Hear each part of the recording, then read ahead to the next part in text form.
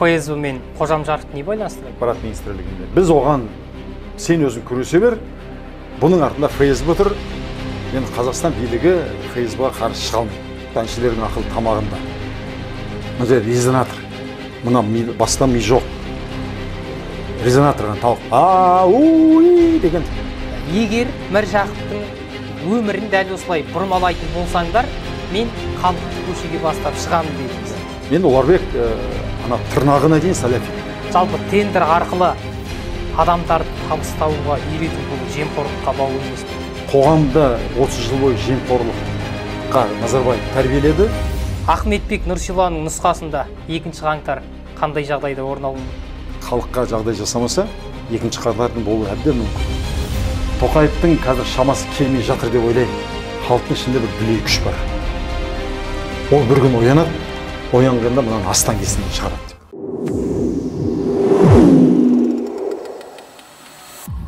Ассалаумағалейкум, ардақты ағайын, құрметті көрермен. Бүгін Бағдар YouTube арнасында кезекті сұхбат. Бүгін біздің спикер, өздеріңіз жақсы білетін азамат, бизнес бастау клубының негізін қалаушы Ахметбек Нұрсила. Ағайынды, өзіңіз бір сөзіңізде айттыңыз, қоғамға ең қауіпті адам, немқұрайлы адам деп. Енді қоғамда қордаланған мәселе көп, дегенмен де осы сізбен сіз жазып жүрген, айтып жүрген дүниелерді талдайық деп, анығын көрерменге жеткізейік деп сізді студиямызға алдырып жатырмыз. Немқұрайлылық танытпай келгеніңізге рахмет. Енді алдымен мынау сіз айтып жүрген мәселе осы сұхбат жасауымызға арқау болған Суицай ілімі. Суицай ілімінің жалпы негізін қалаушылар, сол арқылы қалтасын қалыңдатқандар. Бір сөзіңізде айттыңыз, Суицай ілімі бұл секта, оның артында ФСБ тұр дедіңіз. Дұрыс қой. Енді жаңағы бұл Суицай ілімінің Қазақстанда негізін қалап жүрген және сол арқылы осы жалпақ жұртқа танылған Жанат Қожамжаров деген азамат бар. Әлгіндегі сөзіңізге оралайын, жалпы Жанат Қожамжаров пен ФСБ-ны не байланыстырады және бұл азаматтан бізге төніп тұрған қауіп қандай? Бұл азаматтан енді жерді ластауға болады. Мысалы, түрлі завод, фабрикалар салады, болмаса бір кен орындарын өндірген кезде жерді дұрыс өңдемей кетеді. Ол өте жаман қасірет, халыққа келген жауыздық. Өйткені жер ана біреу ақ, бізге басқа бір жерді қолдан жасап ала алмаймыз. Ал енді сол жер бетін, сол жерді ұстап тұрған адамдардың санасын солай лайлау, санасын білдіру, бұл үлкен қауіп қой. Өйткені санасы бір уланғаннан кейін оны қайтадан аршып алу, қайтадан түзету өте қиын. Мен сондықтан қарсымын Жанаттың осы сананы улап жатқанына. Өйткені енді көз қарақты адамдар, мысалы маған оның істеп қойған ештеңкесі жоқ. Мен оны өмір кездеспеген адам, танымайтын адам. Соңген айтады, өзіңе тиіспеген адамға сен неменеге оның соңынан түсесің, неге оны тиісе бересің. Осыдан 1 жыл бұрын осы қоғамдағы бүкіл танымал тұлғалар, мысалы Динара Сәтжан, Лейла Сұлтанқызы, Омар Жәлел, Баян Мақсатқызыдан бастап бүкіл танымал адамдар сол Суицайды жарнамалады. Кәдімгідей сұхбаттар түсірді, сағаттап, шетелге барып, Турцияға, тағы қай жерге барып, сонымен сұхбаттар жүргізіп, соны насихаттады, кәдімгідей. Сол кезде мен жалғыз қарсы шықтым, сонда біреулер түсінбейді, елдің бәрі мақтап жатыр, саған ештеңе жақпайды. Мен айтам, енді біреуден сұхбат алып, біреуді насихаттамас бұрын адам қарау керек қой, нені насихаттап жатсың. Мысалы, біреуге арақ, біреу наркотик, ақша берсе болды, мысалы насихаттай береді кейбіреулер. Бірақ оны насихаттайтын адамның өзінің абыройы бар ғой қоғам алдында. Сен білмейтін мүмкін зиянды нәрсе шығар. Ал енді Жанаттың сол өткізіп жатқан тренингіне қатысқанда, енді білмеймін, ер азаматтар біз енді достар, мектептегі сыныптастар жиналған кезде ер азаматтар кейде бір боқтық сөздер айтады біріне бірі. Бірақ қыздар отырған жерде ондай сөзден абай боласың, тіліңді байқайсың. Қыз, әйелдер адамдар отыр, мысалы. Үлкен адамдар тұрғанда тіпті тіліңді қазақта ұят болады деген сөз бар. Ана жерде ер азаматтардың арасында айтылмайтын боқтық, сондай анайы сөздер айтылады да. Ол жерде ол Жанаттың немересімен жастық қыздар, 18-20 жастағы қыздар, олардың жастар ортасы бар. Ананы сөзді айтудың өзі, мен достарыма айтудың өзіне менің аузым бармайды. Сондай анайы сөздерді айтады. Ал енді ана жерде жас қыздар, келіншектер, жұбайы бар әйел адамдар соны тыңдап отырады. Енді біреудің әйелі, ол бала тәрбиелейтін ана. Және тыңдағаны ол енді адам бір адамды көмер таңдап соған табынғаннан кейін ол не айтса да, ол оның басына былайша айтқанда дәрет сындырса да шыдай беретін адамның осалдығы сондай. Мысалы Қазақстанда бұрын сендер туғанда қайтыс болған шығар, Талғат Нығматуллин атақты киноактер, өзі каратист болған, шынайы каратист. Бір өзі 4-5 адамға бой бере қоймайды. Соны бір сектаға кіргенде, Абай деген бір немелерге бір сектаға кіріп кеткен, қандай. Солар өзінен әлдеқайда әлсіз, қарны қабақтай, бұты шидей біреулер, ана сабаған қол көтермеген. Ұстазға қол көтеруге болмайды. Сабап өлтірген әгілер кәдімгідей. Мысалы, оның әйелі Венера Нығметуллина, мына киноактриса, қызы да бар. Сол сияқты адамдар бір адамдікі дұрыс дегеннен кейін ол не айтса да соңынан ере береді. Оған мысалы тарихта мысалы Гитлердің соңынан бүкіл неміс халқы бір кездер бүкіл әлемнің мәдениетіне мысалы Гетені берген, Бетховенді берген, әлемнің философтар Шопенгауэр сондай ізгі мәдениетті ғалымдарды берген неміс халқы аяқ астынан бір 10 шақты жылдың ішінде қолдары қалт етпей кішкентай балалардың шек қарынын алып сымға байлап қоятын, бала шағасымен қосып газовый камераға тірідей жағып жіберетін, болмаса бір ауылдың адамын бір сарайға кіргізіп қолдары қалт етпей өртеп бақыртып отырып өлтейтін зұлымға айналды. Шындықтан адамды замандыққа, зұлымдыққа тәрбиелеу өте жеңіл. Егер қаласаң осы жерге бір 3-4 минуттық видео салып қойсақ болады. 5 күннің ішінде бір эксперимент жасаған бір студенттерде Америкада бір мұғалім басында қалжыңдап айтқан 3-ші рейх жасаймыз деп. 5 күннің ішінде әгі студенттер кәдімгідей фашист болып кеткен. Бірін-бірі сатып, бірін-біріне зорлық, зомбылық көрсетіп, 5 күннің ішінде бәленбай 1000 адам жиналып, кәдімгі фашистке лозунгтарды көтеріп, фашизмге дайын болған. Соңын 5-ші күні айтады, ол фюрер келеді дейді, ана көрген кезде. Фюрер қашан келеді деп 1000 адам отырғанда, ана Холокостағы фашисттердің істеп жатқан қылығын көрсетеді. Сендердің мыналарда ешқандай айырмашылықтарың жоқ деп. Сондықтан адамды азғындыққа түсіріп жіберу өте жеңіл. Жанаттың кейін оған Омар Жәлел қосылды. Олар таза қазақ халқын азғындыққа мысалы тәрбиелеп жатыр. Мысалы, ол ашық айтады, мен адамдарды өзімнің сайманымен емдеймін дейді. Егер Жанаттың сөзімен айтсақ, я лечу людей своим хуем дейді. Я держу космос своим хуем. Ашық айтады оны. Оны Инстаграмда айтады, оны бәленбай 10 шақты 100-1000 адам қарап отыр. Біреулер боқтап отыр, басқалар табынып отыр соған. Жақсы аға, енді жаңағы бірінші сұрағым ФСБ мен Қожамжаровты не байланыстырады? Өйткені мен оны көрген кезде басында маған бір таныстарым айтты. Осындай бір керемет коуч, емші бар екен, бір керемет бір квантовый әлем, бірдеңке, бақсы, тағы бірдеңке болмай мені сүйрегенді алып барды. Қазақстан қонақ үйінің астында 400-500 адам жиналған. Енді осал жер емес, Алматыдағы ең бір абыройлы жердің біреуі. Соңын сахнаға бір адам шықты, не түрі жоқ, не киімі. Былай қарасаң, базарда телеш кетеріп жүрген адамның ар жақ бері жақ, ыржың. Соңын сөзі, шын айтқанда енді дел қолының не орысша дұрыс сөйлей алмайды, не қазақша дұрыс сөйлей алмайды. Бірдеңке дейді. Соңын айтады, мен грузчик болып істеп жүргенмін, қазір мен адамдар таңғалып жатыр. Бұл Филипп Морристі жүк тасушы ма, күзетші ма, сонда ең төменгі сатыда бәленбай жыл жұмыс істеген. Аяқ астынан осы бақсы болып кеткен, Ресейге бар. Соңын нәгіні бір 15-20 минут тыңдағаннан кейін мен ана кісіге айттым, ренжімеңіз, мынаны тыңдау мүмкін емес қой, мынаның сөзі есі дұрыс емес адамның сөзін айтып отыр ғой. Бірақ қасында бір әдемі киінген, сондай бір салиқалы орыстың жігіттері жүрді.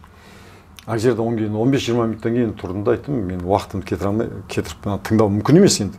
Өзіңді қор санаудан тыңдау үшін бір жындыханаға кіріп кеткен сияқтысың. Аузына келген бірдеңке лағат, цифр бірдеңке. Соң кетіп қалғам. Артынан қарасам, әгіді жаңа Динара Сәтжан, Ләйла Сұлтанқызы, Баян Есентаева, Құдай өкім, Омар Жәлел, сол сияқты қазақтың танымал Қайрат Нұртас дейсің ба, бір немересінде қарасам ішінде Мұзарттағы Сәкендер де соның маңайында.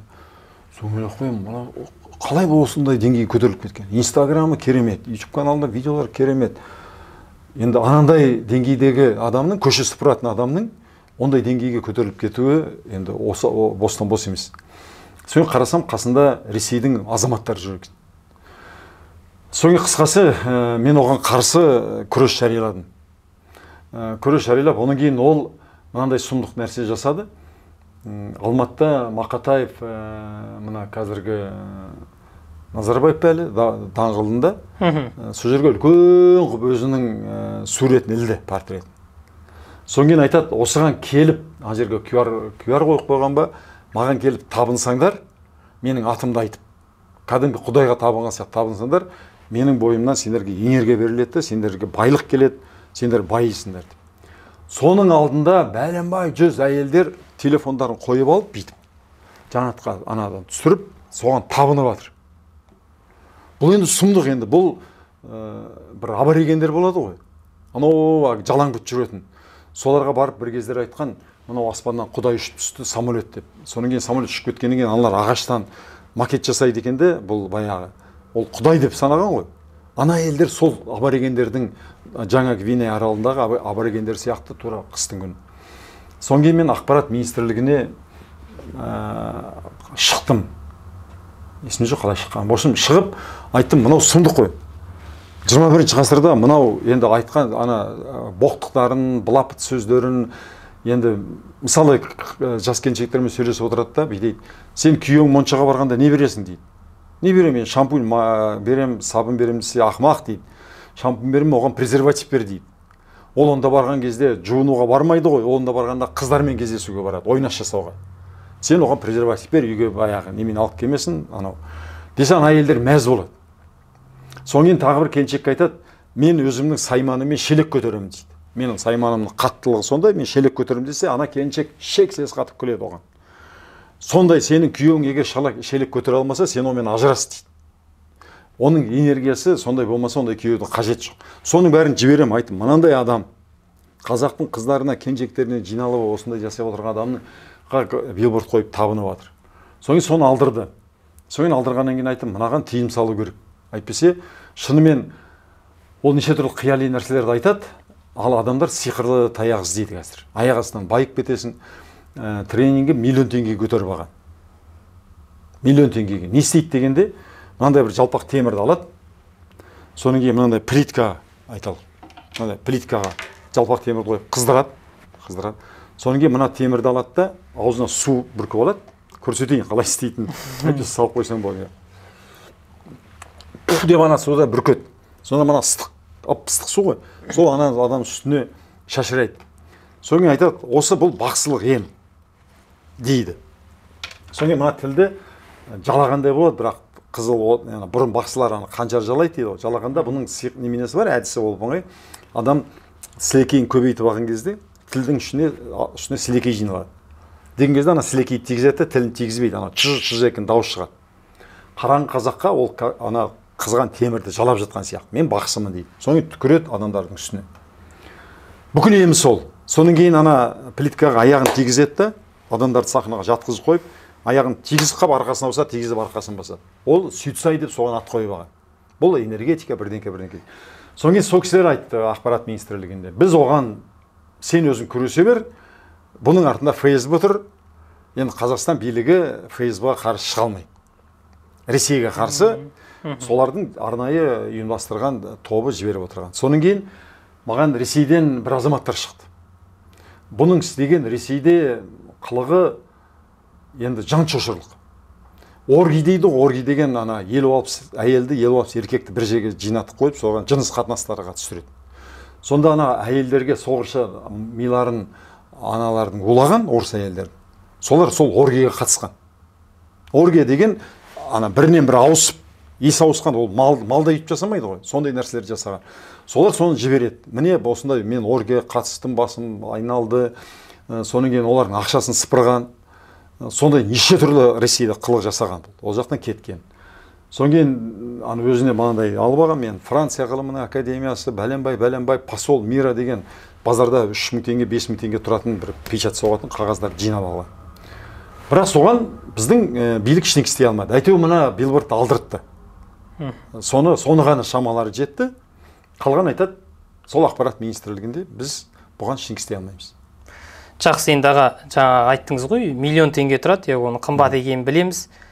Халық бұған сенетіндей ақымақ па, және бұл Қожамжаровтың өзгелерден артықшылығы қандай болды? Халықтың енді барлық халықты қоя берейік, жаңа сіз айттыңыз ғой, әншілердің өзі сеніп жүрді. Сонда әншілерде де шындығында да ақыл жоқ, әншілердің ақылы тамағында. Мына жер резонатор. Мына баста ми жоқ. Резонаторған тауық уй деген дауыс шығарады. Бүкіл әншілердің ақылы мына жерде ғана. Миы осы жерде. Ми жоқ. Оларға не айтсаң, соны қолдай береді. Енді халықтың бір кездегі мына қиын заман 30 жыл бойы бізде енді топас қылды, кредит алды, қиналған адамдарға бір жеңілдік керекті, бір көңіл көтеру керек. Содан кейін ана аспанға қараймын, жұлдыз анаймын, күрделі Құрманғазы, мысалы Тәттімбеттің күйі, болмаса Ақан сері, күрделі классикалық дүниеден гөрі жеңіл желпі, қызыл өрік, тағы немене, Астанада жоқ, Алматы. Сондай екі-ақ нотадан тұратын, басты қатырмайтын өлеңге халық жаппай соған ұмтылды, бұл да наркотик сияқты, соңын ойланбайтын болды. Мысалы, халық қараңғыма дейсің, жалпы халықтың осындай бір осалдығы бар, әсіресе қазақ халқының бір сиқыр іздейді. Мысалы, Чоңжыда осыдан 10 шақты жыл бұрын бір ұйғыр жүргізуші шопыр андай мәлімдеме жасады: мен құдаймын деп. Нина деген менің әйелім құдайдың әйелі. Мен күнді жараттым, жерді жараттым, бүкіл ғаламды жараттым. Мен құдаймын деп еді.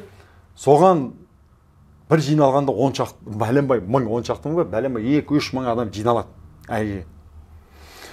Тіпті оған Новосибирге дейін соны шақырған. Аллаят деген аят. Алла, өзін Алла деп жаралады. Соған Алла деп халық табынды. Енді бұған не дейсің енді?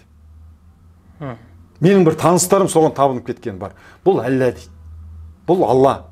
Бұл кім дегенде? Бұл Құдай, кәдімгі жерді, күнді жаратқан. Соған бәленбай күні, жазды күні, әйелінің туған күніне мыңдап 2000-3000 адам Ресейден, шетелден, бүкіл Қазақстаннан сабылып соған барады. Анан қолы күс өмір бойы мәшинеде қалған адам аузынан темекі түспейді, күніне бір 10 пачка тартатын шығар. Лағып бірдеңкені айтады. Цифр аспан қаратады, 899, 41, бірдеңке цифрды айтсаң, сен осылай жазыласың бірдеңке деген. Интернетке кірсең тұр. Фархат ата, әлі. Мынау сол екінші Фархат ата. Соған өкінішке қарай адамдар кредит алып барады. Мен талай келіншектерді көрдім, әйел адамдар келеді. Осылай міне миллион теңге кредит алдым. Ол немен алады?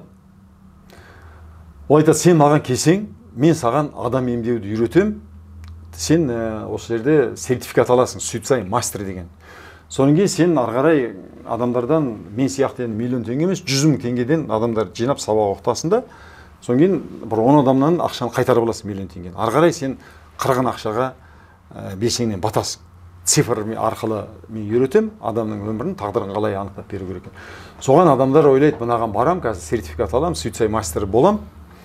Содан кейін салған ақшамды бір аптада қайтарып аламын да, мен қарай миллионер болам деп барады.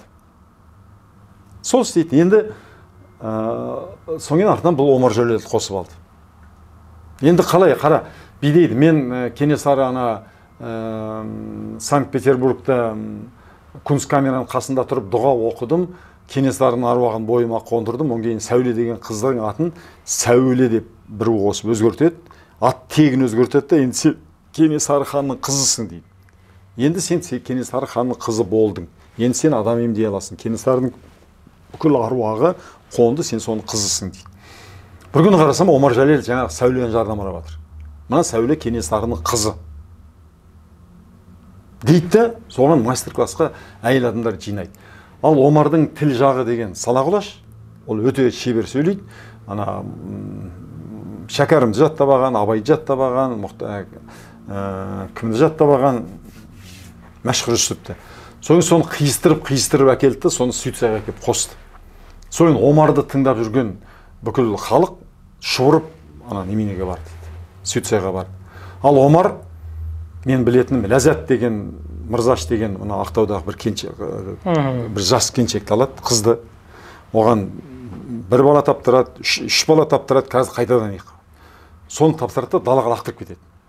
Соң Ләззат Мырзашты мен Фейсбукта танысып, дос, ол бір күні шығарады, мен міне 10-шы этаждан секірем, балаларымды лақтырам, мен скрин деп қойдым. Мен өзім қол жұмсаймын, Омар үйтіп отыр, мен Омар тастап кетті, лақтырып кетті деп. Оған барады, соны кейін Қытайдан келген Тұрсынгүл деген бір массажист әйел. Омен жүреді, оны лақтырып кетеді, анау Тұрсынгүл болды, мен лақтырып кетіп жатыр. Өз әйелін баласымен тастап кеткен. Тағы да енді қазақтың әйелдерін ластап жүрген бір бұқа. Соң кейін анау күн жинап айтады дейді, мен 10 әйелді де бала туғызып тастап кете берсем, кімнің қақысы бар, олар көре алмағаннан кейін, қызғанғаннан кейін етеді. Бұл нормально. Ол айтады, баяғы ана халық кітап оқымайды, шежір оқымайды, ары қарай уақыты жоқ қазір да, бәрі TikTok қана қарайды. Сонда айтады, ұрлық қылда мал тап, ойнас қылда ұл тап дейді. Қазақ атамыз осылай өсиет қылған. Ұрлайсың ба, алдайсың ба халықты, мал тапқан елдің жазығы жоқ. Сен қалай қарасың? Дүкен тонайсың ба, біреуді алаяқтықпен табасың ба, ақша тапсаң болды. Сен семьяңды асыра дейді. Мораль, ұят деген нәрсені жинап қой дейді. Бүкіл үйрететіні. Соңғы айтады, егер балаң жоқ болса, ойнас қылып, ұл тауып ал. Бұл қалыпты жағдай, бұл дұрыс. Осы насихаттайды, ана отырғандардың бәрі соны тыңдайды. Оның кейін үйіндегі айтады. Бұмен қалай күреспеу керек екен? Жақсы аға, енді Сөйтсайдан бөлек елімізде білесіз, адамдардың тағдырымен айналысқыштар көп. Жалпы бұл ненің көрінісі, өзі халық тойып секіріп жүр ма қазір? Әлде биліктің әлгіндей азаматтарға қой деп айта алмауының салдары ма? Билік ондай азаматтарға қой деп айтпайды да, басқа, мен білмеймін, не басқа нәрсемен басы қатып жатыр. Қазір сол Назарбаевтың ұрлап кеткен ақшасы, және олардың алып кеткен бәленбай миллиарды, олар тегін жатқан жоқ, ана миллиард астына басып алғаннан кейін. Солар проблема тудырып жатыр. Ана жақта Мұхтар Әблязов бар, ана жақта жаңағы Байбегі бар, басқалары бар, солар енді билікке тыным бермей жатқан. Солармен басы қатып жатыр ма? Не болмаса, негізгі қандай да бір билік болсын, егер ол демократиялық билік, халық билігі, мысалы 4 жылға сайланған, халық сайланған билік болмаса, қандай да бір авторитарлық билікке халықтың сауатты болғаны керек жоқ. Халық неғұрлым деңгейі төмен, ақылы, білімі төмен болса, оны басқару жеңіл. Жаңағы сияқты, Омар сияқты сөйлетіп қояды, шегірткелер шырылдатып қояды. Өйткені мен қараймын, мысалы әлемде физикадан, математикадан, шахматтан, басқа да техникалық ғылымдардан әлемде кереметтей деңгейге жеткен қазақтың азаматтары бар. Мысалы Мұхтар Тайжанның баласы Илон Маск, әлемдегі ең айтады ғой, басқа планетадан келген болу керек деп. Соның бір жасаған үлкен конкурсына, білмеймін, 20 мың адамның ішінен алғашқы ең соңғы финалына дейін жетті. Соң кейін Ұлыбританияның королінің өзінің бір сыйлығын алды. Соны, мысалы, президент қабылдамайды. Ал енді бір тұмсық бұзар боксер ма, ережесі жекпе-жектегі біреулер чемпион бірдеңке болса, соны қабылдайды. Соң кейін соған мемлекет тарапынан халықтар жиналып, үй әпереді, көлік әпереді, бәленбай $100 ақша береді. Ал енді ғылым білімінде жетіп жатқан ешкімді мүлде назар қалмайды. Сондықтан халық тойып секіріп жүрген жоқ, халық сиқырлы таяқ іздеп жүр. Қай жерден бір жанымды қинамай, аяқ астынан байып кетсем. Енді сол осалдығын білет, аяқ астынан жазылып кетсем, емделіп. Жанат сол Жанаттың қасындағылар. Әйтпе сол Жанаттың бұрынғы суретін көрсең, бомж кәдімгі. Кәдімгі бомж болады ғой, немен аралап жүретін, қоқыс жәшігін аралап жүретін, соның аржақ бір жағындағы адам болған. Енді жүкші болып жұмыс істеген, немен жүрген, Ресейге барып біреуге бақсымын деп неткен, оның кейін қатын құмар, алқаш болған. Соны біреулер бақсы деп баяғы, енді Европаға, Россияға барған кезде оларға бір түрлі естіледі. Бақсы дегенде шаман, Орта Азиядан шаман келді деп. Соңғы соны алып алды да, соны битіп деңгейін көтерді, былайша айтқанда раскрутка жасады. Сол арқылы қасындағылар да ақша тауып жүр, орыстың жігіттері. Соны осы жерге алып келді. Сондықтан ол ана қасындағылар білет адамдың қалай қай жеріне тию керек екенін. Міне, байып кетесің, былай жазылып кетесің аяқ астынан. Қандай құдіретімен? Мына суицид цифрлық немені береді. Ана бүріккен кезде емделіп кетесің. Жаңағы жанатқа табынсаң, ол анық бүй деп айтады. Мен де видеолар кесіп қойдым. Егер де бірдеңке білмей қалсаң, халық жинап аласың да шүрет менің атымды айтасың дейді. Жанат, жанат, жанат деп айтсаң, менің бойымдағы бүкіл білім, қасиет сенің бойыңа сол кезде көшіп барады дейді. Соны жап-жас жігіттер 20-25 жастағы бір қора 500-600 адам тыңдап отыр. Енді жанын қинағысы келмейтін жалқаулық аяқ астына байып кетсін деген бойкүйездік. Жалпаға осындай бір ертегінің қалыбына сыймайтын әңгіме дейікші. Соған сенетіндей не құдірет бір жерде өзі. Или халықтың соншалықты санасының төмендігі ме бұл тағы да айналып келгенде? Мысалы, өткен жолы мен Елдос Тоқтарбай деген бір азаматпен сұхбат жасадық Адырна порталында. Сол Елдос Тоқтарбай мектепке барып лекция оқиды. Сонан кейін білмеймін, бір жек Шымкент жақта жиналып алып, үлкен ылғи дінге бет бұрған намазхандарда бір 200-300 адамдар отыр. Видеоға түсіріп жатыр. Соларға бүй дейді. 24 сантиметр деген міне, 24 сантиметр қорап. Былай да 24. Мыржақып сол 24 сантиметрде 1 жыл 8 ай отырған. 24 сантиметр карцерде. 1 жыл 8 ай бойы сонда үлкен дәретін, кіші дәретін сонда сындырған дейді. Соған, мынау өтірігің не енді 24 сантиметрге адам тұрмақ қоршақ сыймайды ғой. Бір жастағы баланың сүйеу енді 55-тегі адам, 50-ден асқан адам емес. Соған бір адам анда отырған. Мынауың не деп айтқан жоқ. Тыңдап отыр. Соған қарасам, сол видеосын 500 мың адам көрген. Әңгімесін. Мыржақып 24 сантиметр карцерде, былай 24 карцерде 1 жыл 8 ай үлкен дәретін, кіші дәретін сонда сындырып отырып, Құран оқып отырып, содан аман-есен шықты дегеніне 500 мың адамның ішінде бір 4-3 мың комментарий жазады, бәрі бит жазады. Ой, қазақтың маңдайына біткен ғұлама ғалым, сені президент сайлау керек, сені министр сайлау керек, қандай шыншыл, қандай кемеңгер, кешегі Алаштың көзі деп жазады. Енді Исақылынан адасып кетті дейін десең, әк адамдардың түріне қарасаң дені сау, барғаннан кейін үйіне жолын тауып барады, тамақты артына емес, аузына апарады. Есі да дұрыс. Бірақ 24 сантиметрге 50 жастағы адам сият десеңіз, және де мен қарсы шығын соны қорғайды. Елдостық рас, сен ғылым білімнен хабарың жоқ, сен Алашты оқымағасың, сен топасың дейді. Мен Алаштың Әлиханның 15 томын оқығам, Міржақыпты оқығам, Мағжандарды оқығам, бүкіл өлеңдерін жатқа айтам. Мен айтам, 24 сантиметрге қалай адам сият десем, онда қақын қанша дейді. Айта берсін.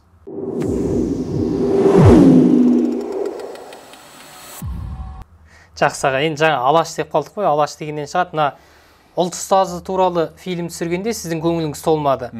Оның сценарийін Бекболат Тілеухан мен біте қайнасқан Ұларбек Нұрғалым жазды. Оны діншіл қылды, айтпағанды айтқызды дедіңіз. Сол бір сұхбатыңызда айттыңыз, егер Міржақыптың өмірін дәл осылай бұрмалайтын болсаңдар, мен халықты көшеге бастап шығамын дедіңіз.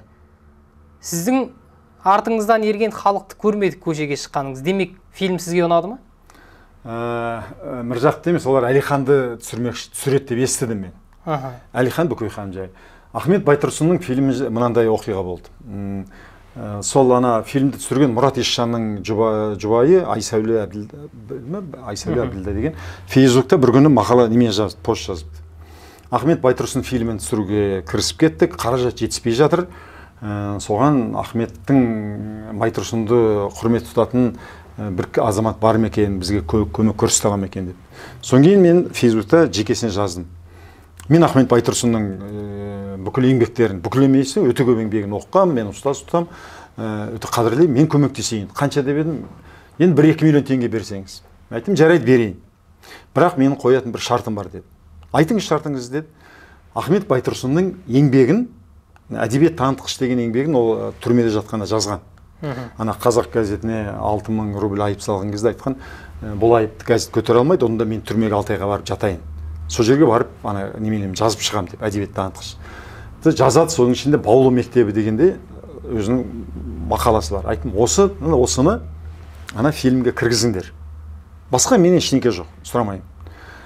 Өйткені мен Ұларбек Нұрғалымды өте жақсы білемін. Былай талай кездескем, оның сәләфит екенін білемін. Негізгі бұл бала азамат өтте қазақи ортадан шыққан, қазақи әңгіменің майын тамызатын, ақындығы бәрі керемет, қаны қазақ деп сорғалап тұрған, бірақ Бекболаттың немесіне кірді де, мүриті болды да, толық сәләфит болып кетті. Амалсыз, күн үшін, ақша үшін. Соңғы мен білдім, айттым, егер Ұларбек сценарийін жазса, міндетті түрде бұрмалайды. Өйткені 10 ғасыр жырлайды, да бүкіл қазақтың жырауларының өлеңін өңдеген. Махамбетті өңдеген, Шалгизді түгел өңдерін өндіп, өзгертіп, мүлде діни бағыт беріп жүрген. Кәдімгідей, қасакөйлік. Осы жерде бір нәрсе сұрап жүрейінші, ана кеше Ринат Зайытовты шықты ғой, осы бір апта бұрын ба, 2 апта бұрын, жаңағы Ыбырай Алтынсариннің өлеңін кел балалар шоқынып деп өзгертті, түпнұсқасы осылай деді. Олай емес шығар, енді Ринат ақын болғаннан кейін ол логика сүйінді, бір құдайға шоқынып, кел балалар оқылық деген ұйқас кеп тұр ғой. Ал бір Аллаға сиініп, кел балалар оқылық деген ұйқас келе қоймайды. Солай шығар деп. Бірақ шындығында да Ыбырай Алтынсариннің мысалы орыстың сол кезде бақылауында болды, мектеп ашты, бірақ ол кісі қалайда ұлтқа қызмет істеген. Оны Ринат айтқан, ол қалайда ұлтқа қызмет істеймін деп, орыстардың көзін ала беріп, бәрібір бірақ орыстарға бірдеңке деп айтып, қазақтың ұлтын тәрбиелеген деген. Демек, түпнұсқасы олай емес, Олай емес шығар, өйткені ондай жазылған жоқ, өйткені сол кездегі шыққан газеттерде бір Аллаға сиініп деп жазылған екен. Ол басқа әңгіме, жаңа Ахмет Байтұрсынға келейік. Содан мен сөйтіп жазам, мынаны жазайық деп. Содан кейін олар менің аттауымнан ала қашады. Мен оларға жеке өзім басымнан бірдеңке, маған керек ештеңені ұсынып отырған жоқпын. Тек қана айттым, Ахмет Байтұрсынның еңбегі ғой, еңбегі. Осыны кіргізіңдер. Мен білем, Ұларбек оны өліп бара жатса кіргізбейді. Оған ана үстінде отырған ұстаздары, сәләфиттер рұқсат бермейді. Ол солардың орындаушы, солардың бұйрығын, әмірін орындаушы, және оны қалай ана сабанасынан су жүгіртіп дейді ғой, білдіртпей. Мысалы 25 кадр деген болады. 24-25 кадр бірден айтса, адам миын ақырын сіңеді.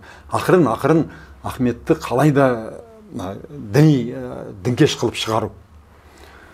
Ақша алмайды. Соңғы мен жазам, неге мен кездесейік десем, Мұраттың қолы тимейді. Мен айтым, 5 минут бір кафеге кездесіп, мен өзім келейін, ақшамды алып келейін. Ал десем, алмай. Сол беті менен алмай қашты. Фейсбукта тұр бәрі. Бірақ бәрібір олар сол Ахмет Байтұрсынды сол шынайы еңбектерін неменеге кіргізбеді фильмге. Ал енді жалпы халық Ахмет Байтұрсынды оқымаған, өлеңдерін білмейді, насихатталған жоқ, көп еңбектерін білмегеннен кейін киноны қабылдады, былайша айтқанда жұтты. Бір неметкен кезде бір қасық у салып берсе байқамай жұтып қоясың ғой. Ақырын ол бойыңа жайылады. Сондықтан өте көп немелер шығарды. Ахмет Байтұрсындыға қиянат жасады. Соның кейін мен Фейсбукқа оншақты пост жаздым. Ұларбектің өзіне жаздым, жекесіне жаздым, Мұрат Есжанды белгілеп, ана әйелін белгілеп жаздым. Сендер мыларың не қиянат? Неге сондай сендер осындай өлдірмендікпен, осындай өшпенділікпен қазақтың тұлғаларына қиянат жасайсыңдар? Өз ұлтыңа қарсы не болды енді? Мысалы, қазақ халқы жаңағы Ұларбекке, жаңағы Мұрат Есжанға, әйеліне бір қастандық көрсетіп, түрмеге тығып айтса, онда айтуға болады. Бұл қазақтан мен өшімді алуым керек деп. Не өштерін қалды? Неге сен ұлт ұстазын осы қоршан нетесіңдер, айтпаған сөзін айтқызасыңдар, айтты дейсіңдер, мынаны істемейсіңдер. Сөйтіп оншақты пост жаздым, бірақ жалпы халық маған қарсы шықты. Мен әділетін айтып отырмын ғой, мен айттым, маған ештеңе керегі жоқ, мен ақша төлейін Ахметтің түпнұсқасын салын десем салмайды. Соны айтады, Ахметті оқитын жалғыз сенсің бе, айттым. Енді оқысаңдар айтсаңдаршы, мынаны жазды ма, жазған жоқ. Ешкім оқымайды. Бірақ айтады ғой, көргенді көт деген жеңет дейді. Сен Ахмет топассың, сен Ахмет оқымағасың дейді, болды басқа. Ал мен түгел еңбектерін оқым. Жақсы, енді Міржақыптың фильміне келейікші, енді қызу талқыға түскен сол ғой. Иә, енді онан кейін мен оларға ескерту жасадым. Ұларбекке де, Мұрат Есжан бәріне. Айттым, менде қоғамда сөзім өтеді. Менің сөзімді тыңдайтын біраз азаматтар бар. Депутаттар бар мені танитын. Бұлай, жеке кездескен, бұрыннан танимын. Мысалы, Абзал Құспан, Бақытжан Базарбек, Ермұрат Бәпи, бұрыннан танимын, 10 жыл бойы араласам. соларға айтам ба? Болмаса қасыма бір кемінде 500 мың адам алып көшеге шығам ба? Әлиханды түсіреді деп естідім бе? Әлиханды сендер әкеліп, Тура Ахмет, Байтұрсын сияқты былғайтын болсаңдар, мен өлсем де тірілсем де бұны президентке жеткізем. Үлкен шум болады. Байқаңдар деді. Бірақ Міржақып шыққан кезде Міржақыпты таза шығарыпты. Таза шығарыпты. Бірақ жері бар енді. Машқарда кездесейік деген. Енді ешкім Міржақыпты алып шыққанда қасында болған жоқ. Ол сөзді Міржақып қандай, Ұларбек не деп жазады, ана актер соны айтады. Енді Ұларбек ана тырнағына дейін сәләфит. Бірақ шіркін-ай, енді егер бұл қазаққа жұмыс істесе, енді қазақтың салтын, дәстүрін, мәдениетін, әдебиетін бір кісідей білетін өте керемет азамат еді. Өкінішке қарай сол ақшаның кесел немесі ма, құлқыны болды ма, миы уланды ма, сол енді қазір мына сәлефизмнің немесіне кетіп қалды. Жақсы, енді мына қаншама енді ұлы тұлғаларымызға фильмдер арналды ғой, дегенмен де осы Міржақыптың Оян қазағы ең үлкен жаңа кассалық фильмдердің қатарынан көрінді. Тіпті мынау сыныптарымен, группасымен барып жатқанда жағдайларды көрдік. Біз жалпы бұл фильмнің бұндай жоғары деңгейде көрілім жасауына не себеп болды? Бұның артында белгілі бір саясат бар ма негізі? Жоқ, ешқандай саясат жоқ. Бұны Гумилев бойынша постсценаризм дейді. Қазақтың әлі иммунитеті бар. Иммунитет деген, мысалы, ауруға қарсы күреседі ғой, сол сияқты жат бір басқыншыларға, ұлтты сақтап қалуға деген бір иммунитет бар да. Мен Бекболатпен өте жақсы араластым. 94 жыл ма, 95 жыл бір рет Семейге алып келдім Бекболатты. Сонда бір шағын ресторанда Бекболат қобызбен немені айтты. Жыр айтты, керемет айтатын ғой. Сол кезде менің досымның інілері, қаланың балалары, қазақша түк білмейтін, қаланың бандиттері кәдімгідей. 90 жылдар сол бандиттермен жұмыс істеуге біз мәжбүр болдық. Жас жігіттер шыққаннан кейін айтады: Ахмет аға дейді, когда он играл на кобызе дейді, у меня аж мурашки по телу дейді. Төбе ұйқым шыбырлады дейді да қобызды. Өмір қобызын естіп көрмеген бала. Мен айттым, бұл сенің арғы тамырыңдағы, тегіңде жатқан, ұйықтап жатқан кодты оятты. Сол код бар қазақта әлі. Міржақып фильм соны оятты. Мұрат Есжан әңгіме жоқ, өте талантты. Ол Америкада оқып келген, өте талантты режиссер. Енді осы қалпы енді таза қазаққа, қазақтың қайтадан түп тамырымен былай, түп тамырымен байлауға сөйтіп жұмыс істесе, қиянат жасамай. Онда әлі де керемет дүниелер жасаушы еді. Бұл қазақтың әлі иммунитеті бар, әлі дүбәрә болып кете қойған жоқ. Енді кез келген халықты, бағана айттым ғой, 5 күннің ішінде фашист жасап жіберуге болады, реальный да. Мысалы, ауыртып жіберу жеңіл да. Мысалы, мен саған бір у бере салып, күндіз-түні мен саған ана Red Bull немен беретін болсам, бір айдан кейін инфарктқа өліп қаласың. Ол жеңіл. Ал емдеп алуға көп уақыт керек. Дәл сол сияқты халықты санасына сіңіп кеткен қоқысты тазалағанға көп уақыт керек. Бұл сияқты фильмдердің 10-ын, 20-сын, 100-ын түсіру керек. Одан кейін мультиктер түсіру керек, мультфильмдер түсіру керек кішкентай балаларға. Енді олар анандай бассыздыққа бара қоймайды деп ойлаймын, өйткені қоғам оянды. Мына Ренаттың әңгімесінен кейін көрдіңдер ғой. Мысалы, Балғанбек не қылды? Балғанбек үйтіп шығып еді, төгел апарып, ініне апарып тықты. Қандай іннен шықты, сасығыннен сол сасығынын апарып тықты. Бүкіл халықтың қаһары оңай емес қой, қаңтарда көрдік. Сондықтан енді ары қарай ондай бассыздыққа бара қояды деп ойламаймын. Алаштың ардақтыларын енді Елдос Тоқтарбай шамасы жеткенше Алашты былғап жүр. Өткен жолы бізден сұхбаттан кейін кішкене есін жиған шығар. Жиды, өткені біраз үндемей қалды. Енді біз бұлғата қоймаймыз. Өткені Құдайға шүкір, ақыл есі дұрыс қазақтың азаматтары бар, мен жалғыз емеспін.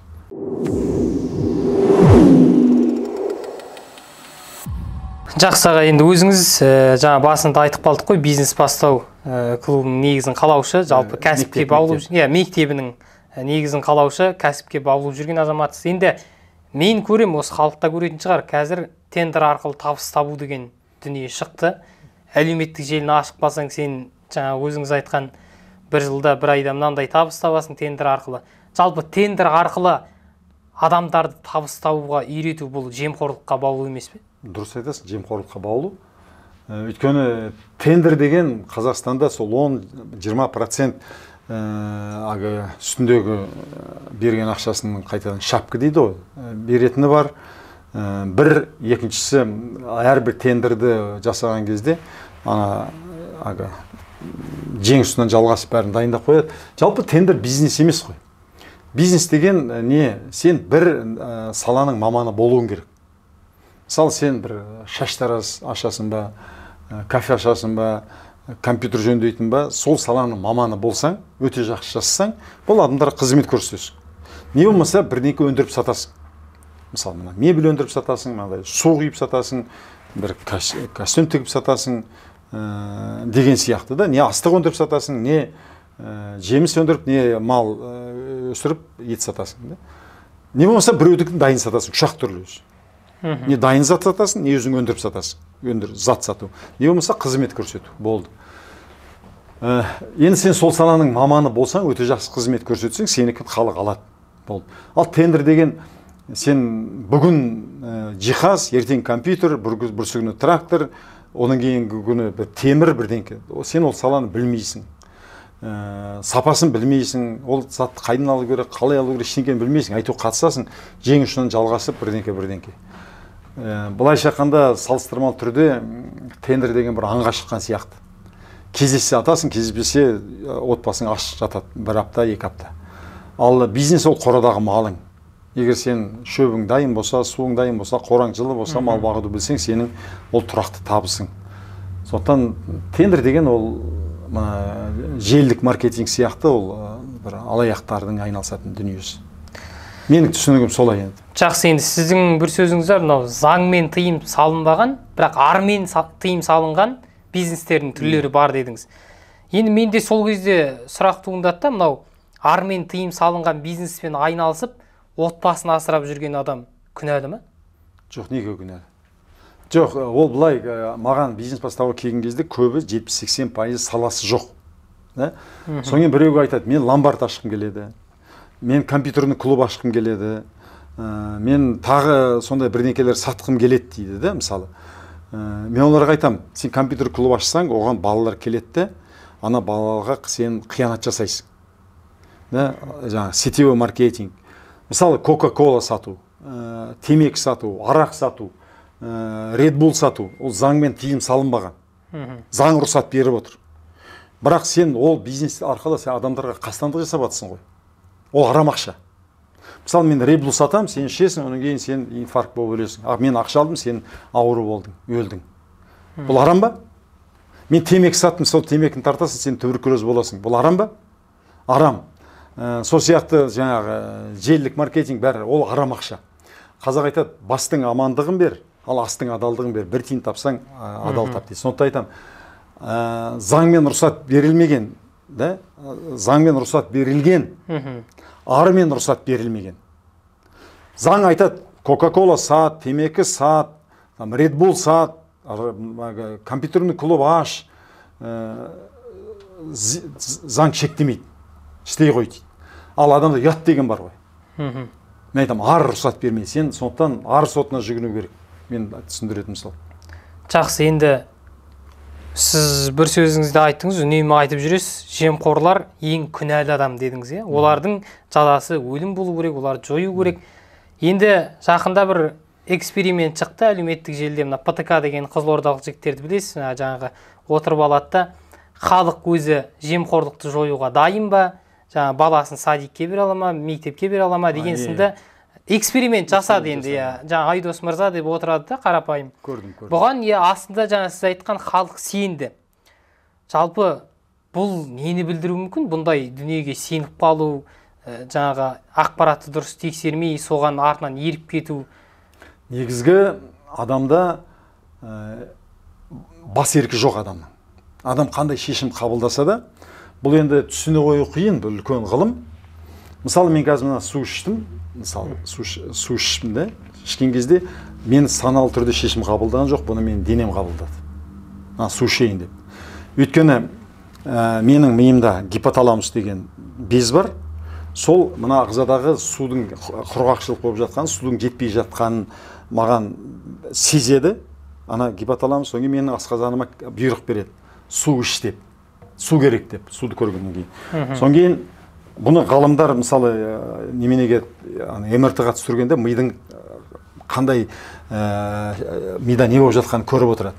Сонда мен су ішейін деген менің ойымнан бұрын менің мына су ішуге мына қолымды жұмсайтын бір секунд бұрын шешім қабылдап қояды екен. Мына су ішуді мен миым, саналы миым қабылдаған жоқ, менің асқазаным қабылдады.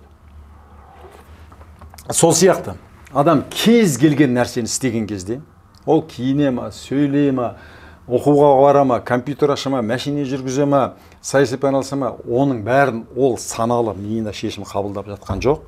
Оған әсер етіп жатқан сыртқы жағдайлар. Туғандағы тегі, клеткалар қандай болды, мектепте алған тәрбиесі, ортасы деген сияқты сондай тәрбиелер. Мысалы, сен Ауғанстанда тусаң, тура осы сен Ауғанстанда туатын болсаң, айталық сен, болмаса сен бір жаста бір ғайыптан тайып, әке-шешең Ауғанстанға көшіп кетті, Ауғанстанда тұрсаң, сен мүлде басқадан болатын еді. Сен оны өзің саналы түрде шешім қабылдай алмайсың. Сондықтан қоғам қандай болса, адам сондай. Сондықтан адамдарға ренжіп, мысалы мен жаңағы Мұрат Есжанға, оның келіншегіне, Ұларбекке, Бекболатқа, Мұхамеджанға, Елдос Тоқтарбай ешқайсысына ренжуге менің қақым жоқ. Өйткені олар саналы түрде осыны істейін деп істеп жатқан жоқ. Ол ортаға түсіп қалсам, мүмкін мен де сондай істер едім. Әлі санасы жетіле қоймаған, болмаса саған бір ақша беріп, бір қысыл-таяң қиналып отырған, саған көмектесіп жүрген адамның сөзін уәде емес, өтінішін орындайсың, бір-екі рет орындайсың, соған сенесің. Сондықтан қоғамда 30 жыл бойы жемқорлыққа Назарбаев тәрбиеледі, бүкіл халық жемқорлық болды. Мысалы, Гитлер билікке келгеннен кейін 31-ші дүниежүзілік соғыстан кейін өзі соғысқа қатынасып, ол контузия болып шығып нетіп қалды, содан кейін өзінің партиясын құрды да, содан кейін бір 10-15 жыл бойы радиодан, телевидениеден, бәр жерден немістер, арийцтер, ең Құдайдың сүйген халқы, басқа халықтар мал, біз осы бүкіл жер бетін билеуіміз керек, біздің тұқымымызды шашыту керек деген идеяны кіргізді. Бүкіл неміс халқы Хайл Гитлер деп 80-90% соңынан еріп кетті. 10 жылдың ішінде кез келген адамнан кез келген адам жасап шығуға болады. 30 жылдың ішінде Қазақстаннан жемқор, өтірікші, жалқау ұлт жасап шығарды. Бұл пропаганда. Пропаганда, адам пропаганданың құлы. Бұл тура немене сияқты. Мысалы, сені подвалға қамап тастаса, крыса немен жүрген подвалдан. Сен бір аптадан кейін сүті басын сол подвал сасып шығатсың, крыса сияқты. Келісесің бе? Пропаганда тура миыңа солай кіреді. Миының нейронный клеткаларына кіреді. Енді мидан нейронный клеткаға қандай ақпарат кірді, адам сондай болып шығады. 30 жылдың ішінде балабақшаға барғанда баланы орнату, жақсы балабақша орнату үшін ақша беру, көшедегі майға ақша беру, полицияға ақша беру, бәрін сөйтіп шешу әбден әдетке қалыптасты. Және сөйтіп шешкен адамдардың жолы болып, сондай, мысалы бізде кез келген прокурор, аудан әкімі, облыс әкімі 3 бөлмелі үйде тұрса, бір қарапайым көлікпен, метромен жүрсе, бетім-ай деп нетеді. Бірде әкім метромен жүр, бір Мазда 626 ескі машинамен жүрсе, оған бір үлкен масқара сияқты. Ал енді Германияның канцлері қанша жыл бүкіл Германияны басқарған кім еді әйел адам? 3 бөлмелі үйде тұрған, дүкенге өзі барып сауда жасайды, қалыпты жағдай. Бізде аудан әкімінің астында 2-3 көлігі бар, әрқайсы $100,000 тұратын, үстінде $1 миллион коттеджі бар, өзі бүйтіп жүреді, $10,000 сағатын тағады, или $100,000. Ал жалақысы $1,000 жетпейді. Бірақ бұны қоғам әбден қалыпты жағдай деп қабылдап алды. Ешкім оның туысқандары да, жақындары да, достары да оған қарап айтпайды. Сен жалақың $1,000-ға мынаны қайдан алдың деп ешкім айтпайды. Және сондай болғаннан кейін адамдар сондай болуға тырысады. Анау дұрда батыр, мынау дұрда батыр, мен де сондай неге болмаймын деп. Қоғам сондай 30 жылдың ішінде мына біздің өкінішке қарай жеріміздің астын байлығын түгел сатып жіберді ғой. Біздің қоғамды, халықтың санасын ірітіп жіберді Назарбаев. Жақсы, енді жаңағы бір сіздің қозғап жүрген мәселеңіздің бірі бұл білім саласы. Енді білім саласындағы қазір енді басқа мәселе біткендей, мынау хиджаб мәселесі. Хиджаб киген жаңа жас қыздардың мектепке кіргізбей жатуы, ақпарат шықты, өзіңіз білесіз, 200-ге жуық оқушы қыз мектепке бармай жүр екен деді. Оны кейін министрлік жоққа шығарды. Жалпы білім саласындағы бұл мәселеге сіздің көзқарас қалай? Енді біз қазір сол үндеу көтеріп, президентке үндеу жазып, мына сенат басшысына, парламент басшысына осы жайлы үлкен бір мәселелерді көтеріп жатырмыз. Енді зайырлы мемлекетте бұл нонсенс, да? Нонсенс. Енді жап-жас балаларды мектепке апарып хиджаб кигізу. Бұл хиджаб кигізгеннен кейін екіншісі айтады, ертең бәленбай үзілісте мен намаз оқимын. Содан кейін үшінші қадам болады, бізге намаз оқитын бөлме бер дейді. Төртінші қадам болады, біз сурет салмаймыз, музыкаға қатыспаймыз дейді. Содан кейін келесі қадам, ер азаматтар мен әйел азаматтар бөлек оқу керек дейді. Содан кейін хиджаб кимеген мұғалім сабақ бермесін дейді. Сонымен бұл Иранда, Пакистанда, Иракта, Ауғанстанда қалай қадамдар болды, тура сол қадаммен келе жатқан ғой. Соны біз енді тоқтатып үлгердік ары қарай етек жаймай тұрғанда. Сол енді сол кезде енді мынандай ұғым бар. Қоғамда бүйтіп айтады. Құранда бәрі білім ал деп айтқан дейді. Құранда Қытайға барсаң да білім ал деген бүкіл білім Құранда тұр дейді. Жақсы, оны мойындайық.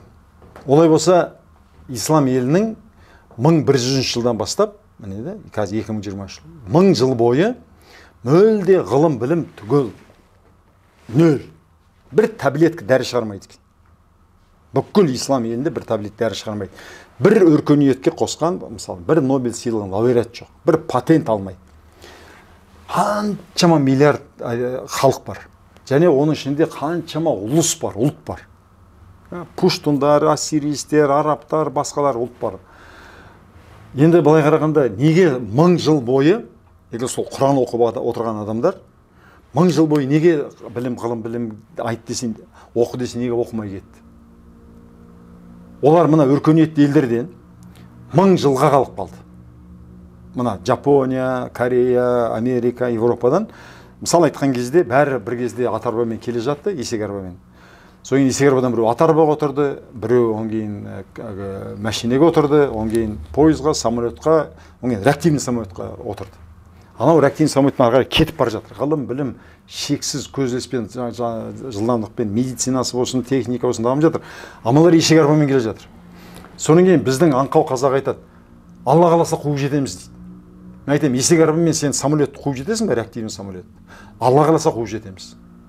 Содан айтамын, 1000 жыл бойы неге олар енді Құранда білім ал десе, бүкіл білім Құранда отыр, күнде оқып жатыр. Неге олар өркениет түгел дамып кетпейді? Осы сұраққа енді бұған халық кінәлі емес. Айттым ғой бағанағы, мысалы, Чоңжыда біреу Құдайым деген оған сенді, жаңа Жанат Қожамжаровқа сеніп жатыр.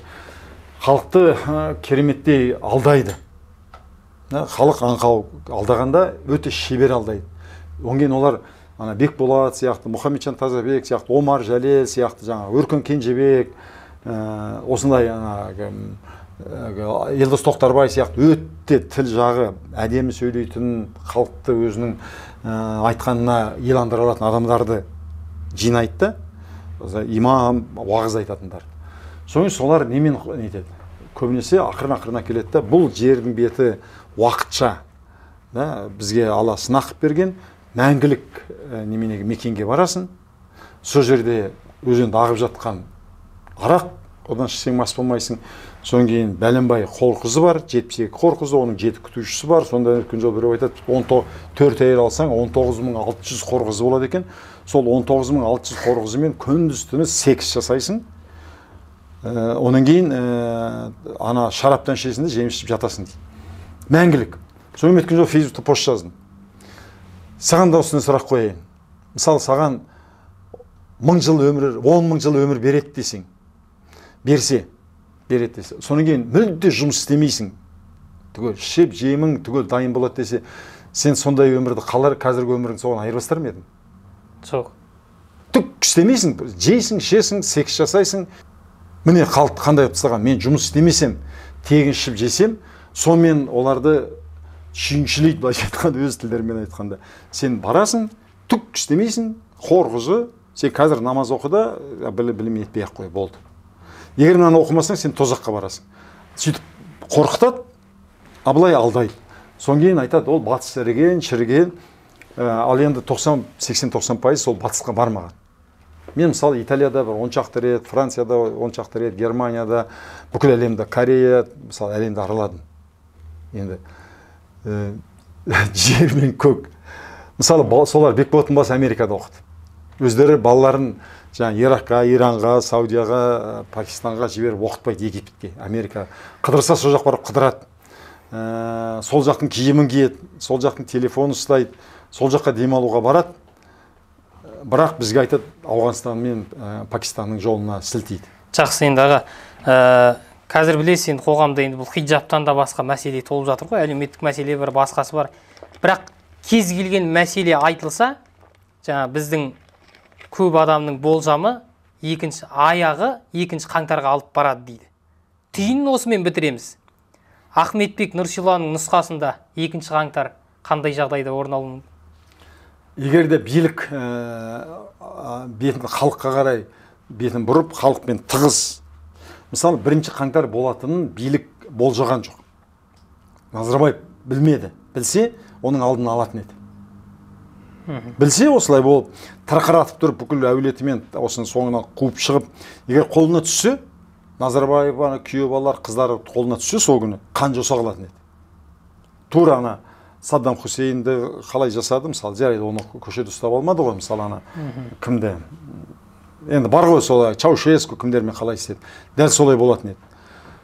Олар ойлады, біз осылай мәңгілік отыра береміз.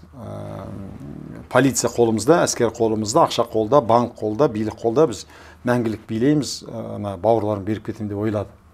Қазіргі билікте сол қателік жасайтын болса, халықтың мұң-мұқтажын біліп, халық не оқып жатыр, не істеп жатыр, мектепте не болып жатыр, жалпы жатақханаларда не болып жатыр, көшеде не болып жатыр, базарда не болып жатыр, халық қалай күн көріп жатыр, халықтың ойы неде, халықтың тірлігі қалай деп соны зерттеп, соңғы халықты сауаттандырып, халыққа жағдай жасамаса, 2 қаңтардың болуы әбден мүмкін. 1 қаңтар болатын, мысалы, мен білмедім. Мен ойлаймын, билік те білген жоқ. Мен бірақ білдім, білгенде мен бір жолдасыммен осылай көп әңгімелесетіміз. Сол кезде мен мына діни ахуалдан қорқып, мен шынын айтайын, балаларыма айтқам, Прибалтикадан ба, Европадан ба бір жер іздеп, сендер ақырын қашыңдар елден. Енді мынау Ауғанстан болады. Тура соған қарай келе жатыр, өйткені мен тарихты жақсы білемін, Пакистан. Енді немерелерімнің мен Ауғанстан, Пакистан, Ирак, Иран сияқты елде тұрғанын қаламаймын. Біреудің 4-ші әйелі болып, мысалы, мен 2 немере қызым бар да. Қазір Ауғанстанда 9-10 жастан тұрмысқа беріп жатыр. Соны айтқам, сендер енді шет елші, ағылшын 4 тіл жақсы сөйлейді деп, соны кетуге мен балаларым. Өзім айттым, шамам жеткенше, енді мен кәрі терек бас жаққа барғаннан мен құсап өліп кетемін, осы жерде қалай күресіп бағам соңына дейін. Соң кейін сол жолдастармен келескенде ойлайтым, екіншісі мына жемқорлық оған жақсы болды, халықтың топас болған Назарбаевқа. Әлі бұл мәңгілік болған шығар, енді қазақтың күні осымен біткен шығар деп сөйтіп енді жыларман болатым. Сонда сол мен бір досым айтатын, халықтың ішінде бір дүлей күш бар. Ол бір күн оянады, оянғанда мынаны астан кестен шығарады деп. Мен айтам, әй деп, бір сенгіңде келе сенбе, бірақ мен де өзім сезетін. Шынымен қазақтың қазір мысалы ана күні оян қазақта бәр жаппай барып бірдемені көрсетті ғой, қазақта патриотизм, ұлтқа деген, алашқа деген махаббат бар екенді. Дәл сол сияқты бұрқ етіп сол жол көтерілді. Сондай әлі де немене бар. Қазақта потенциал бар. Сондықтан биліктің есі дұрыс болса, аман есен, мысалы, Тоқаев қайтадан, мысалы, парламентский правление қылама, қандай болады, мемлекетті абыроймен кетем десе, халықтың мұң-мұқтажын ойлап, халықтың жағдайын көріп, халықпен өте шын біліп, халықпен жұмыс істеу керек. Жақсы, енді бір сұхбатыңызға айтып қалдыңыз, 2001 жылы Рахат Әлиев пен Назарбаевқа қарсы шығып, митингте сөйлеп, кәсіптерімізді тартып алды. Содан кейін елден кетіп қалдыңыз. Жалпы енді қазір бүгінгі билікке қарағанда бұрынғы билікке сөз айтатындар көп қой. Осы Назарбаевтан қысастық көрген адам ретінде тұңғыш президентке бүгінгі сіздің көзқарасыңыз қандай? Соғалпы енді ол кезде Назарбаевтың қылышынан қан тамып тұрған Тоқай кімнің Рахат Әлиев адамдарды оңды солды өлтіріп атты ғой. Сол кезде Рахат Назарбаевқа қарап, қазір бәрі батыр ғой, Назарбаев деп екінің бірі айта береді, бұрын сыбырлап қана айтатын. Сол кезде мен мына үлкен митингте 2001 жылы митингтен тұрып билікке қарсы сөз сөйлеген 2001 жылы. КНБ бір 20 шақты камерамен түсіріп жүрді, КНБ соңыма түсіп күндізін допроста жүріп, ақыры бизнесімді беріп, менде 95 жылдары менде 1000 адам қол астында жұмыс істеген, менде 4 заводым болған. Соны құрбандыққа шалып, берінде мен Қытайға кетіп қалдым, 4 жыл Қытайда жүрдім. Сол кезде мен анық трибунадан тұрып, Назарбаевтың билігіне қарсы. Енді ешбір жауыздар жасамаған, кезінде айтады, жоңғар жасады, орыстар 32 жылы қырды, соның жасамаған нәубетін жалғыз Назарбаев жасап кетті Қазақстанға. Өйткені, мысалы, Қазақстанның жер асты байлығы, ол қайтып келмейді ғой. Соның байлығын қазір, мысалы, Жусанбанк, басқа бір немелер, Қазақмыс, Алюминий Қазақстан, біреуіне тиісіп қалсаң, бүкіл әлеммен соғысуға тура келеді. Бүкіл қазақтың жер астығын байлығын шетелге сатып кеткен. Бір кино бар болатын бұрын. Не бойся, я с тобой деген. Сонда түрмеде отырғанда карта ойнайды да, бір адам, мысалы, сенің алтын тісің болса, ананың алтын тісін ұтқызып жібереді. Бүкіл ұтылады да, енді айтады, ананың алтын тісін ойнайын дейді. Ұтқызып жібереді. Содан кейін ұтылып қалады, содан кейін айтады, әкел алтын тісті дейді. Мен анау айтады, неге бермеймін дейді. Это не твой зуб дейді. Даже это не мой дейді. Это его дейді. Я проиграл твой алтын золотой зуб. Сондықтан Қазақстанның жер асты байлығы біз үстінде отырған әшейін бір көгершінбіз. Біздікі емес. Европа, Америка, бүкіл әлемдегі алпауыттардың қолында. Оны істеп кеткен Назарбаев. Жақсы ағайын, жаңа бір сөзіңізді айтып қалдыңыз ғой, Тоқаев мырза деп. Жалпы осы Қасым-Жомарт Тоқаев құрған жаңа Қазақстан деген ұранға Ахметбек Нұрсилла сенеді ме? Бір жағынан сенгім де келеді. Енді бір-екі ақпарат қазір шығып жатыр да. Мысалы, мен ешқашан билікке құмартпаған адаммын да, маған тендер де керек жоқ, маған өкімет жағынан көмек те керек жоқ. Ешқандай қызмет ұсынса да мен ешқашан бармаймын да. Бір значок алып көрген жоқпын өкіметтен, алмаймын да ол темірді. Сонда кейбіреу айтады, сен жағайын сүзіп жатсың ба, анау деген сияқты. Тоқаевқа мен талай еске YouTube'да немелер айттым, мысалы, кезінде. Істеп атқан кейбір көңілге толмайтын істер. Бірақ мен бүйтіп ойлаймын, өзім объективті, өзім жеке басым пікірі. Мысалы, анау Шабдарбаев сұхбат берді, сонда Тоқаевқа келіп, шынымен, немен жасаған, сен ұшып кет деп, Масимов екеуі, Нығматуллин екеуі. Сол кезде, егер ол қорқақтық танытып, енді кезген адам жан тәтті ғой, енді олар неше түрлі қараспанды төндірген шығар. Сол кезде кетіп қалса, Қазақстанның күні қандай болатын еді. Сол кезде Қайрат Сатыбалды ма, Самат Әбіш па билік отырған кезде, онда ойлаудың өзі қорқынышты қандай болатын еді. Сол қалып қалған үшін мен Тоқаевтың неменесін бір ерлігі деп санаймын, қалып қалғаны. Енді үлкен ерлік демес шығар, бірақ қашып кетсе қалай болатын еді. Екіншісі, ода енді қалайда билік басындағы қалайда ақша ойнайды. Кез келген ақпарат құралдары мысалы. Мысалы, сенде қазір 30000 подписчигің бар, саған қазір $100,000 ақша берсе, сен басқа деңгейге көтеріп алатын едің. Келісесің бе?